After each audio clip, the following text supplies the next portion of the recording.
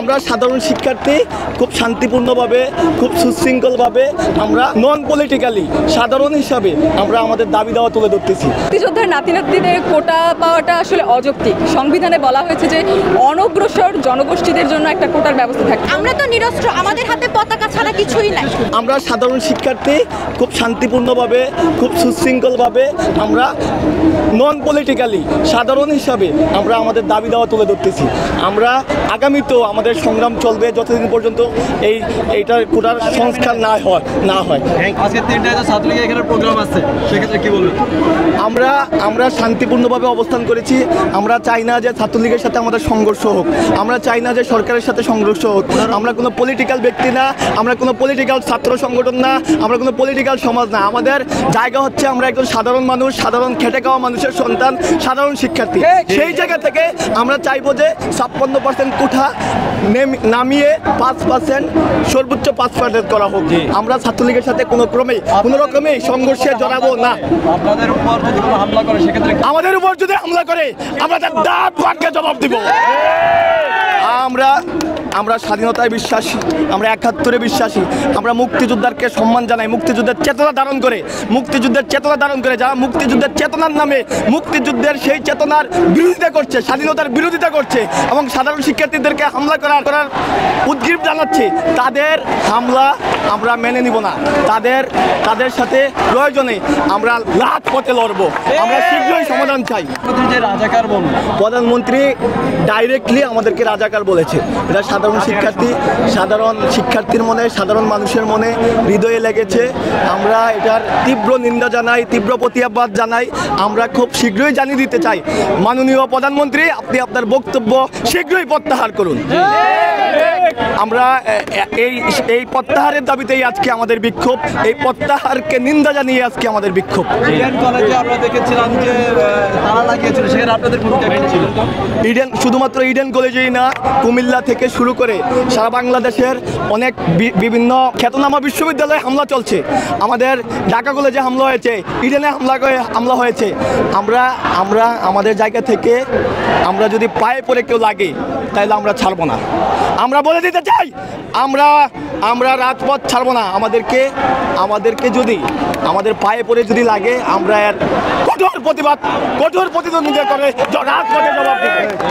আপনাদের বাবা মা কি বলছে আপনারা যে আন্দোলন করছেন? আমরা বাবা মা সম্পূর্ণভাবে সাপোর্ট দিচ্ছে এবং আমার বাবা মার উৎসাহে আমরা এই মাঠে এসেছি। আমার বাবা মার, আমার পরিবারের, আমার সমাজের মানুষের দায় থেকেই আমরা এখানে এসেছি।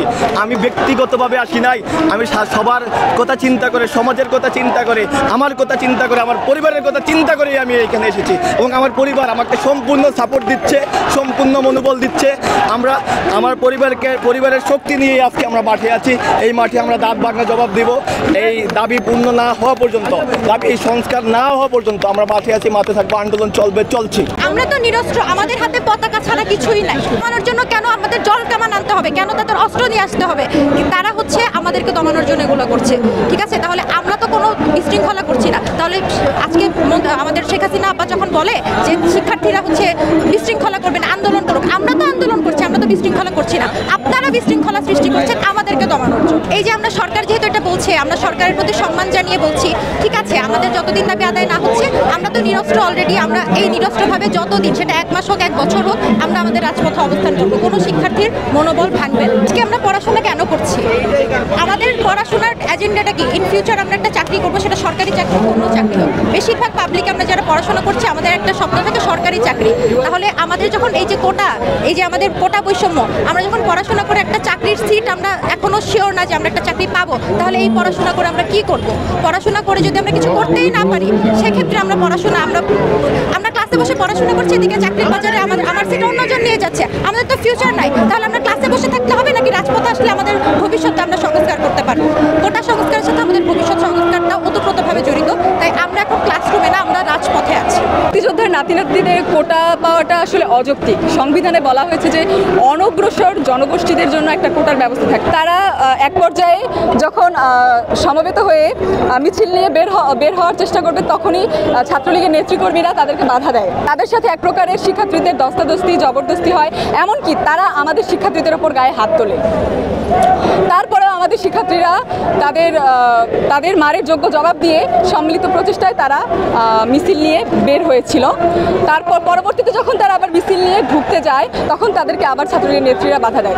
তারা হলের প্রত্যেকটা সিঁড়িতে দাঁড়িয়েছিল। ওদের উপর যারা মিছিলে গিয়েছিল তাদের উপর এক ধরনের টর্চার করার জন্যই তারা আসলে প্রত্যেকটা ফ্লোরের সিঁড়িতে তারা দাঁড়িয়েছিল। তারপরে সবাই যাই হোক, তারপরে সবাই সম্মিলিতভাবেই হলে প্রবেশ করতে পেরেছে। আমরা খবর পেয়েছি আমাদেরই ইডেন কলেজের এক শিক্ষার্থী আপু আহত হয়েছেন, তিনি মেডিকেলে ভর্তি আছেন।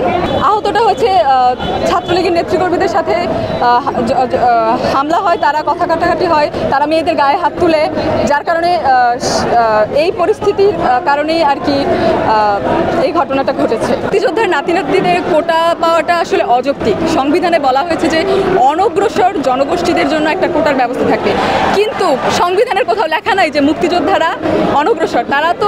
তারা তো বীর মুক্তিযোদ্ধা, তারা কিভাবে অনগ্রসর হয়?